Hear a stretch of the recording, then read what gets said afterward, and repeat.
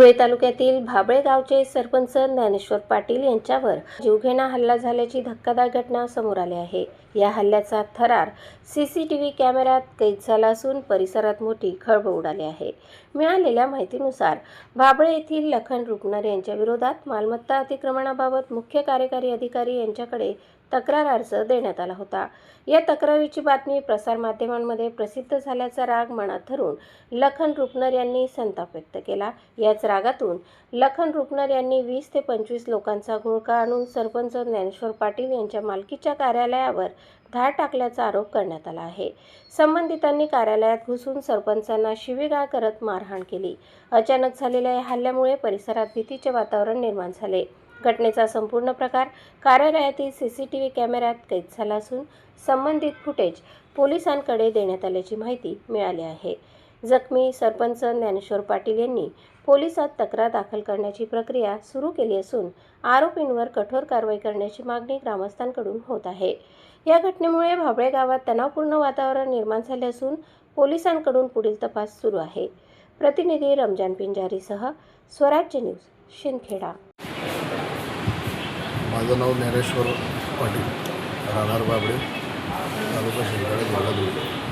काल आमचे मित्र अनिल पवार यांनी लखन ओंकार रुपनर याच्या विरोधात मौजे भाबळे येथे त्याचं अतिक्रमण मालमत्ता आहे त्या संदर्भात मुख्य कार्यकारी अधिकारी यांना निवेदन देण्यासाठी मला सोबत घेऊन गेले आणि आम्ही ते निवेदन दिलं। त्याच्यानंतर प्रसारमाध्यमातलं त्या बातमी रिलीज झाली आणि त्या बातमीचं व्हॉट्सअपला ग्रुपला स्टेटसला असल्यामुळे हा लखन रुपनरला त्या गोष्टीचा मोठा राग आला आणि त्याने काय केलं, रात्री मी म्हणजे माझ्या ऑफिसला होतो, 8:40 साधारण मी माझ्या ऑफिसच्या बाहेर बाकांवर बसलेलो असताना त्या ठिकाणी माझ्यासोबत माझ्या गावातील व्यक्ती देवदास पोपट पाटील हे देखील बसलेले होते। या ठिकाणी त्याने 25 ते 30 जणांचा गावगुंडांचा जमाव आणून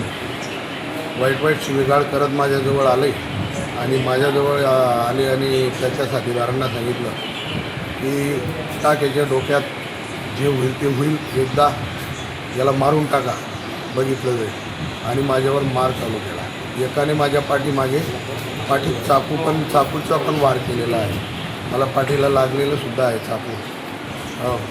आणि खाली पडलो मी, त्यात मला लोखंडी दांडक्याने मारलं, त्या कुऱ्हाडीने मारलं, मला ते काही समजलं नाही, परंतु मी खाली पडलो आणि मला त्या ठिकाणी 1-2 व्यक्ती जे होते आजूबाजूचे त्यांनी मला वाचवायचा प्रयत्न केला। अन्यथा मला त्या लोकांनी जर का ऑफिसमध्ये शटर लावलं नसतं माझं, तर मला पूर्ण जीवे मारण्याच्या प्रयत्नाने ते लोक आलेले होते।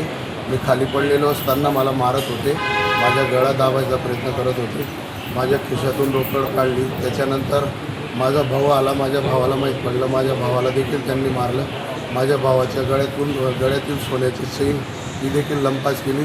माझ्या भावाने काल आमचं लखन रुपनर यांनी मारहाण केलेली आहे आणि आम्हाला म्हणजे त्यांना एवढा जीवला धोका झाला, याच्या पुढे नको व्हायला, असं त्यांना काहीतरी शिक्षा व्हायला हवी। तुम्ही पोलीस मी रात्रीच तक्रार केली, आम्ही शिंदखेडा पोलीस स्टेशनलाही तक्रार केली आणि धुळ्यालाही तक्रार केली त्यांची। त्याबद्दल न्याय हवा आहे। मी घरी होती, मला माझ्या दिरांचा फोन आला की वहिनी भावाच्या डोक्यावर त्यांनी लोड टाकलेले आहेत आणि दादांना भरपूर लागलेलं आहे, असं त्यांनी मला सांगितलं। तेव्हा आता माझी काहीच मागणी नाही, फक्त एकट्या माणसांना शिक्षा व्हायला हवी। त्यांना म्हणजे त्यांना जेवढा त्रास यांना होता तेवढाच त्रास त्यांनाही व्हायला हवा।